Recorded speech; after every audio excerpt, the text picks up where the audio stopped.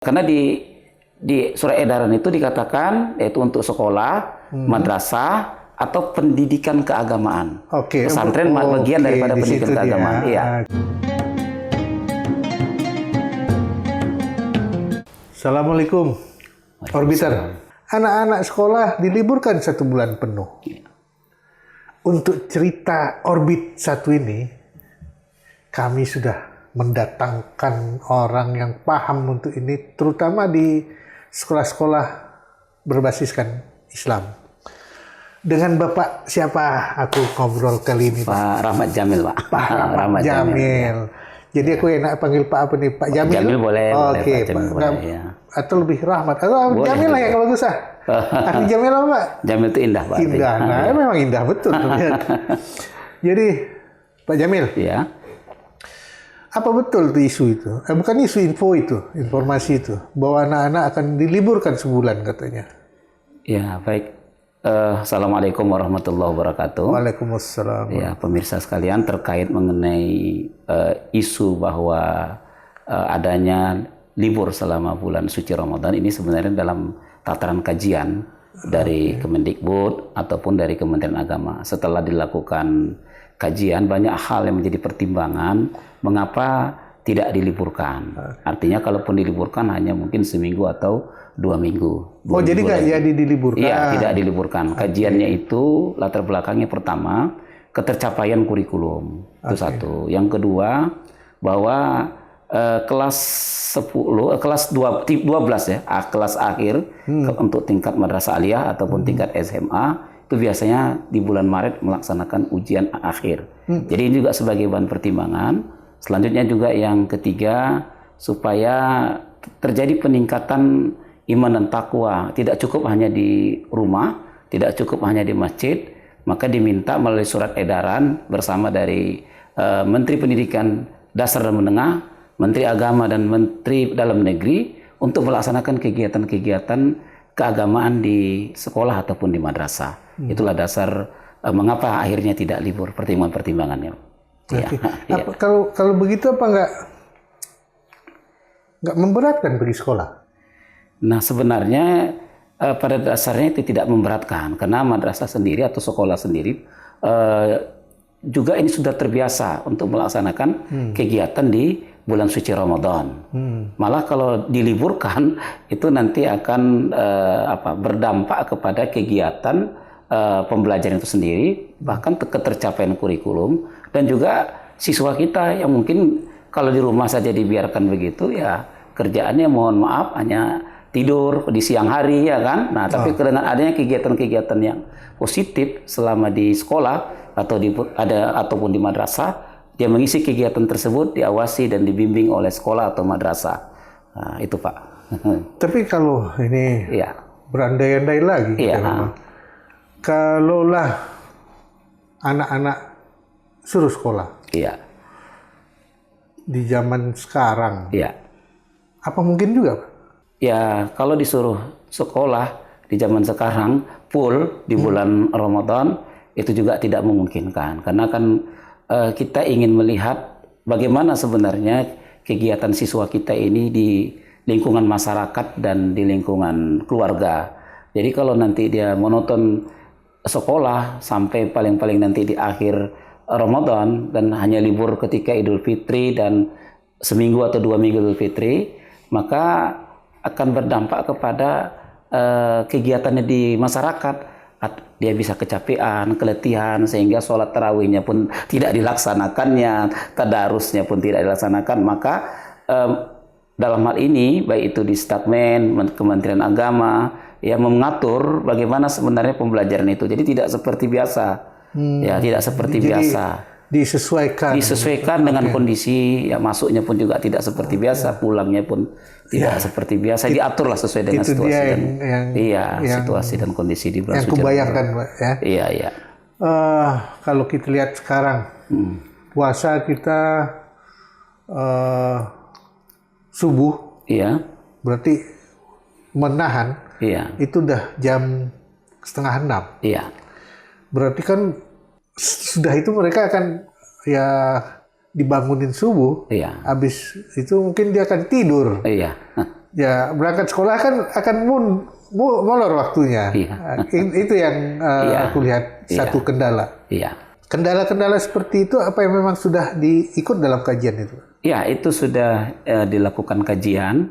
Jadi kemungkinan seminggu mereka libur sebagai informasi bagi kita semua berdasarkan surat edaran Yang terakhir ya. bahwa untuk libur sekolah ataupun libur madrasah, karena surat edaran ini berlaku bukan hanya di sekolah juga di madrasah. Oke. Jadi semacam kalender pendidikan lah, Oke. mengatur tentang bagaimana kegiatan di bulan suci Ramadan bagi kedua instansi ini, baik dari Kementerian Agama maupun dari Disdakmen. Oke. Jadi tanggal-tanggal libur ini perlu kami informasikan bahwa siswa kita itu libur mulai hari ini tanggal 27 Februari 2025 sampai nanti tanggal 5 Maret 2025. Berefektif tanggal 28 sampai tanggal 5 orang itu nggak sekolah. Ya, mulai tanggal 27 ya efektif mereka tidak sekolah. Oh, 27. Iya, 27 hari ini sampai nanti tanggal 5 Maret 2025. Nah, menurut surat edaran yang dikeluarkan oleh Disdakmen, Kemenak dan Menteri Dalam Negeri, bahwa di situ dibuat kegiatan mereka istilahnya bukan libur. Walaupun sebenarnya libur, istilahnya belajar mandiri di rumah, di masyarakat dan di lingkungan keluarga. Ada seperti kalau kita bilang silabus mungkin terlalu dalam ya, atau ada kisi-kisi yang diberikan oleh pemerintah untuk mengisi itu.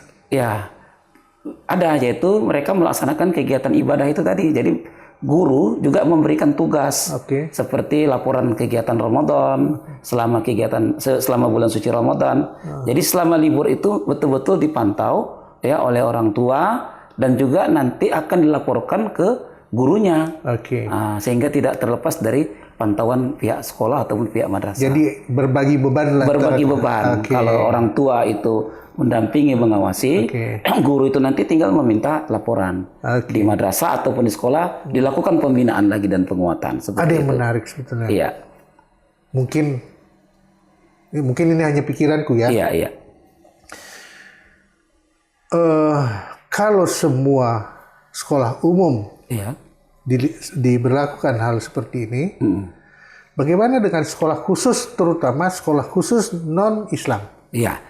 Jadi sedikit tadi belum saya selesaikan ya. Di surat edaran tahun 2025 itu diatur 3 hal. Pertama mengenai tanggal libur. Jadi tanggal libur kita mulai tanggal 27 Februari 2025 sampai tanggal 5 Maret 2025. Masuk kembali ke sekolah itu tanggal 6 sampai tanggal 25 Maret. 25 ke sana, 26 ke sana. 26 sampai tanggal 8. 26 Maret sampai tanggal 8 April itu libur dalam rangka Idul Fitri. Tanggal 9 April kita kembali masuk ya untuk melaksanakan kegiatan pembelajaran di sekolah. Nah, bagaimana bentuk kegiatan di bulan suci Ramadan?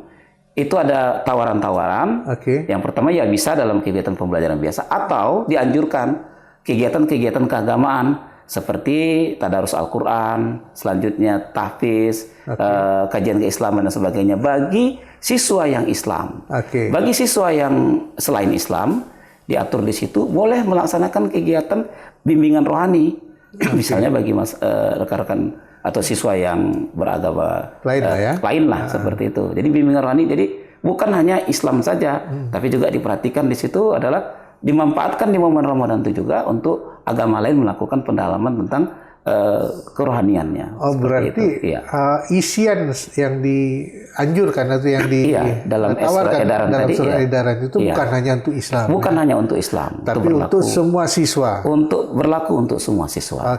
Apapun agamanya akan disesuaikan. Iya, di situ dilakukan pembimbingan tadi. Itu kan yang isinya. Iya, isi. Liburnya kan ada sekolah yang sama sekali memang tidak nggak tahu kita sekarang ini sepertinya ada ya. Kalau dulu kan tidak ada sekolah yang betul-betul hanya satu agama. Ya, jadi surat edaran ini terkait masalah libur ini mengikat ke semua sekolah ataupun madrasah. Jadi tidak memandang dia sekolah umum ataupun madrasah, tapi itu mengikat karena surat edaran bersama Disdakmen Menteri Agama dan Menteri Dalam Negeri. Jadi mengikat kedua belah pihak ini. Jadi sekolah agama lain juga begitu? Sekolah agama lain seperti itu juga. Mereka tetap libur dan sekolah ketika masuk. Karena di situ dikatakan kalendernya harus sama ya? Harus sama. Ini kalender nasional. Ini kalender nasional yang merupakan yang hadir karena pembelajaran di bulan suci Ramadan ini mereka hadir. Kalender ini kan begitu. Walaupun sebenarnya kalender Kemendikbud atau Disdagmen dengan Kementerian Agama ada perbedaan. Ketika di awal masuk, di akhir masuk itu biasa. Kalau kami dari Kementerian Agama ada namanya SK Dirjen Pendis, Pendidikan Islam yang mengatur tentang bagaimana kalender itu, kalender pendidikan madrasah namanya. Sementara kalau di sekolah umum itu masing-masing bahkan provinsi bisa mengeluarkan kalender, ya kan? Nah, seperti itu. Tapi ini kalender ini bersama. Ini hari kalender yang bersama. Sekali ini bersama. Semua sama. Semuanya sama. Itu kalau sekolah umum ya? Iya, sekolah umum dan madrasah maupun sekolah keagamaan lain. Nah, iya. Bagaimana dengan pesantren? Ya, pesantren pun seperti itu. Jadi pesantren karena di surat edaran itu dikatakan yaitu untuk sekolah, madrasah atau pendidikan keagamaan. Pesantren bagian daripada pendidikan keagamaan. Iya. Iya. Dan kisi-kisi kita udah lihat tadi ada gitu ya. Iya. Seandainya kisi-kisi ini tidak diikuti sepenuhnya oleh sekolah. Iya. Tapi dia punya muatan lokal lah kita bilang. Iya. Apa itu boleh? Nah, jadi begini, dalam pengembangan berikutnya ini bagaimana nanti implementasi di lapangan ini memang tetap diserahkan ke sekolah atau satuan pendidikan atau madrasah. Tidak usah jauh-jauh, contohnya seperti di madrasah ya, yang kebetulan itu merupakan binaan kami. Kebetulan di madrasah di bulan Maret itu ada pelaksanaan ujian akhir madrasah. Rentang waktunya itu terkena di bulan Ramadan. Nah, dalam hal ini sekolah atau madrasah dalam hal ini bisa berimprovisasi untuk mengatur jadwal ini. Mungkin di kelas 12 atau kelas 3 ya. Kalau 12 itu sekarang, kalau dulu namanya kelas 3, sekarang namanya kelas 12. Nah, itu bisa misalnya mengikuti ujian ya, sementara siswa yang lain ini nanti pembelajarannya dalam bentuk pembelajaran keagamaan, bimbingan, pesantren kilat dan sebagainya diatur oleh madrasah. Jadi pihak sekolah ataupun madrasah diberikan kewenangan untuk bagaimana mengimplementasikan ini sesuai dengan situasi dan kondisi yang ada. Jadi surat edaran ini sangat elastis, tapi intinya harus ada tetap pembinaannya keagamaan. Bagaimana intensitasnya itu nanti diserahkan kepada madrasah ataupun sekolah seperti itu. Jadi kalau khusus anak kelas 12 itu memang ada hal-hal yang dikecualikan atau ada aturan lain yang diberikan? Ya, mengenai kelas 12 ini kalau kita bicara di madrasah ya, bahwa kelas 12 itu setelah surat edaran ini keluar, maka turunlah SOP tentang ujian akhir madrasah.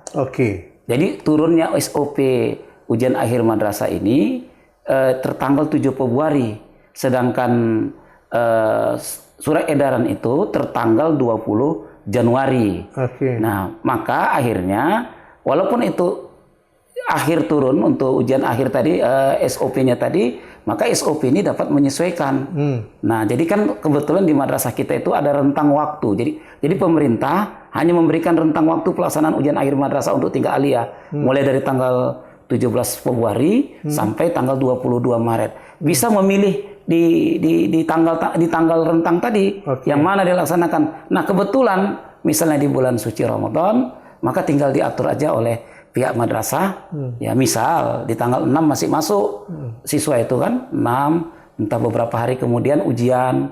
Nanti bisa saja anak kelas 12-nya ujian, anak kelas 11, anak kelas 10, ya siswa kelas 10 ini bergantian melakukan kegiatan pembinaan supaya jangan mengganggu. Itu diatur mekanisme oleh madrasah. Berarti di sekolah umum juga mungkin ada hal serupa yang mungkin di sekolah umum ada hal serupa kalau memang itu jadwalnya. Karena jadwal biasanya jadwal untuk ujian akhir itu kan nggak jauh-jauh beda. Nggak jauh beda, nggak jauh beda di sekolah dengan di madrasah, nggak jauh beda. Nah, kalau ini awam atau masyarakat umum memikir sekolah di bulan Ramadan itu sudah berat. Ya kan? Apalagi ujian. Iya. Nah, apa hal ini juga sudah dikaji sama kawan-kawan di kementerian, 3 kementerian ini. Iya, sudah dikaji Pak. Sudah dikaji. Memang ada plus minusnya. Makanya jadwal ujiannya itu jangan terlalu banyak. Biasanya kita misalnya 1 hari itu sampai 3 atau 4. Nggak apa-apa kita buat misalnya hanya 2 mapel aja, 2 mata pelajaran aja. Dan diberikan dia rehat sekian menit. Udah gitu jadwalnya pun diberikan sekian. Apalagi sekarang ini soal ujian tuh tidak seperti dulu dibuat oleh rayon atau dibuat oleh lembaga tertentu. Ini diserahkan ke madrasah untuk mengatur jadwal dan durasi waktunya. Oke. Nah, itu. Berarti memang sudah tidak ada alasan lagi bagi siswa dan orang tua untuk keberatan ketika anaknya disuruh sekolah dan tidak seperti dibayangkan akan libur sebulan penuh. Tidak seperti dibayangkan dan tidak ada keberatan. Itu sudah dalam tataran kajian. Plus minusnya sudah dikaji. Ya. Seandainya nih Pak ya, ada sekolah yang punya program lain. Iya. Ya. Apa itu boleh? Ya, program dalam bentuk maksudnya program lain lah ya. Ya, program lain maksudnya mungkin dia nggak liburnya dia udah punya kalender loh dari dulunya. Jadi begini, dalam memahami kalender yang bersifat nasional ini, seharusnya memang sekolah itu harus mematuhi surat edaran ini karena ini kalender yang bersifat nasional dan berlaku dan mengikat. Kecuali mungkin kalender yang masing-masing, misalnya di Stakmen punya kalender, SK Dirjen Pendis, kami di madrasah punya kalender. Ini ada namanya kalender yang disusun oleh madrasah khusus untuk menerjemahkan kegiatan alurnya. Ini boleh. Tapi kalau hal yang seperti ini, apalagi ini merupakan awal daripada, mohon maaf, masa pemerintahan ini, ya marilah kepada sekolah ataupun madrasah kita patuhilah kalender ini, ya kan? Karena ini surat edaran yang mengikat kita semua, apalagi ditandatangani oleh 3 menteri di pendidikan dasar menengah, menteri agama dan menteri dalam negeri. Nah, kalau untuk sekolah internasional, iya. Apa ini juga mengikat? Nah, sekolah internasional kan begini, kalau dia kan berada di wilayah Indonesia, kan begitu, ya kan? Maka mau tidak mau dia harus mengikuti peraturan yang ada di wilayah Indonesia ini. Karena itu surat edaran itu adalah dikeluarkan oleh Menteri Indonesia terkait dengan Menteri Pendidikannya, Menteri Agama, maka mau tidak mau dia harus ikut surat edaran ini. Jadi tetap ya? Tetap. Walaupun dia dengan kurikulumnya bukan kurikulum Indonesia. Iya. Walaupun dia kurikulum internasional. Karena di surat edaran tersebut, itu surat edaran ditujukan kepada yang terhormat, mulai dari menteri, mulai dari gubernur, ya, wali kota, itu di surat edaran itu jelas kepada siapa ditujukan. Berarti kan itu seluruh provinsi, seluruh kabupaten kota yang ada di Indonesia harus seperti itu menerapkannya. Mungkin yang bebas cuma kelompok belajar, Pak. Iya, mungkin kalau kelompok belajar itu mungkin mereka terserah. Tapi kalau untuk pendidikan formal seperti sekolah, madrasah, pesantren atau satuan pendidikan keagamaan lainnya, ya termasuk satuan pendidikan yang bersifat kejuruan, ya SMK dan sebagainya harus mematuhi aturan. Bahkan yang internasional sekalipun. Bahkan yang internasional sekalipun ya harus mematuhi itu. Ya, kan kita tahu sekarang di Medan sendiri udah mulai banyak sekolah internasional yang kurikulumnya tidak kurikulum Indonesia. Iya. Walaupun pada akhirnya dia ujian dengan beberapa ujian akhir sesuai dengan standar pendidikan Indonesia. Iya. Jadi kira-kira Pak, yang Bapak tangkap ini nanti, seandainya ini lancar semua kita jalankan. Iya. Apa yang akan diperoleh anak-anak kita, Pak? Mengenai apa nih tadi? Dengan sistem yang kita bangun ini. Sistem kita bangun ini. Ya, banyak. Yang pertama ya tentu terkait dengan aspek pengetahuan, kognitifnya ya. Tapi itu juga tergantung daripada metodologi guru mengajar. Nah, karena kalau dalam istilah pendidikan Islam, kebetulan saya latar belakang S2 saya bidang pendidikan Islam, itu dikatakan bahwa al-maddatu ahamu minal mudarris, bahwa materi itu sangat penting daripada sekedar guru. Tapi yang paling penting itu adalah at-tariqatu ahamu minal maddah. Metodologi itu sangat penting dari hanya sekedar materi. Dan yang penting sekali adalah ar-ruhul mudarris ahamu min nafsih, bahwa sebenarnya motivasi semangat guru itu bisa melebihi daripada min nafsih, dirinya sendiri. Jadi apapun kurikulumnya, apapun metode pembelajarannya, yang penting adalah kemauan guru, motivasi guru untuk bagaimana bisa meningkatkan kreativitas, inovasi dalam pembelajaran. Itu yang paling penting. Dan puasa bukan segala sesuatu yang menjadi halangan buat itu. Puasa tidak menjadi suatu menjadi halangan. Bahkan puasa itu bisa bisa memunculkan kreativitas. Setelah sahur kita menulis, bisa itu. Atau ketika nanti habis sholat tarawih mau membuat tulisan dan sebagainya, itu bahkan bisa memunculkan gagasan, ide-ide, karena keadaan perut kita kan bukan dalam keadaan kenyang sekenyang-kenyangnya, tapi justru hikmah puasa itu adalah untuk bagaimana membersihkan tazkiyatun nafs, membersihkan hati kita, bahkan tazkiyatul akal, bisa memberikan pencerahan terhadap akal kita. Seperti itu dia. Betul juga. Kemarin kami baru berdiskusi tentang Al-Baqarah 183 sampai 186. Iya. 4 poin di situ memang akhirnya la'allahum yarsudun. La'allakum tattaqun. Iya, la'allakum tattaqun. Bahwa inti daripada puasa itu adalah tattaqun, membentuk orang yang bertakwa. Ya, selanjutnya yang berikutnya inti daripada takwa, puasa itu adalah supaya kita bersyukur. Dan selanjutnya supaya kita cerdas, yarsudun. Seperti itulah dari apa-apa saja inti dari dalam surah Al-Baqarah tadi. Ya kan? Kalau kita mendekati ke sana, memang tidak ada alasan bahwa puasa itu harus diliburkan anak-anak. Iya. Karena di situ juga anak-anak akan diajarkan sabar. Iya. Akan diajarkan, memang dia akan jadi anak cerdas ketika. Iya. Apalagi kalau kita dengar dan kita lihat di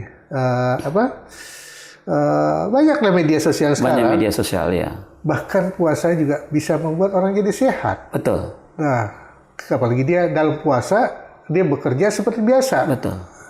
Oke, jadi orbiter, kita udah bicarakan, ternyata banyak hal yang memang sudah dipikirkan sama pengelola negara kita untuk tetap membiarkan atau bahkan tetap menyuruh anak bersekolah kendati di bulan Ramadan dengan berbagai penyesuaian. Tentu dong, penyesuaian itu harus ada diberikan.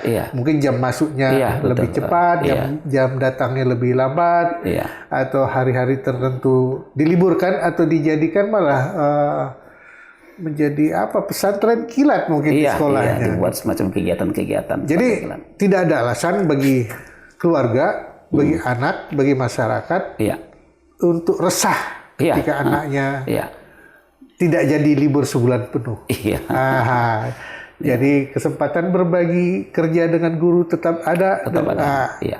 Banyak hal yang bisa kita ambil di sana dan kita udah obrolkan di sini. Kalian di rumah yang bisa memutuskan. Sampai jumpa lagi di Ngorbit berikutnya. Assalamualaikum warahmatullahi wabarakatuh. Waalaikumsalam warahmatullahi wabarakatuh.